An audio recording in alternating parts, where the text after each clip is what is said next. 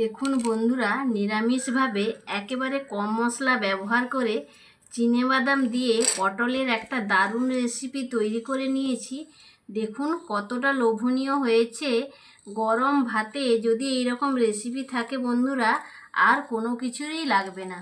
কতটা সুন্দর হয়েছে দেখুন রেসিপিটা, জাস্ট জমে যাবে গরম ভাতে যদি এইরকম একটা রেসিপি থাকে। এবার আমি আপনাদের একটু খেয়েও বলবো যে কতটা সুন্দর হয়েছে। একটু গ্রেভি নিয়ে নিচ্ছি। তো প্রচুর গরম, এক্ষুনি নামিয়ে আনলাম। তো গরম তো আমি খেতেই পারি না, তো আপনাদের দাদাভাই কাজে বেরোবে বলে এই জন্য একটু তাড়াহুড়া করে গরম গরম ওগুলা খেয়ে নিতে হচ্ছে।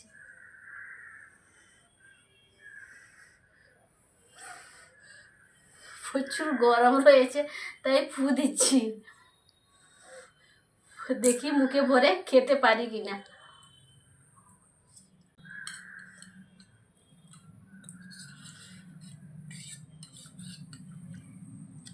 দারুণ লাগছে বন্ধুরা, সত্যি বলছি, যদি গরম ভাতে এইরকম একটা রেসিপি থাকে আর কিছুই লাগবে না, এইটা দিয়েই সব ভাত খাওয়া হয়ে যাবে।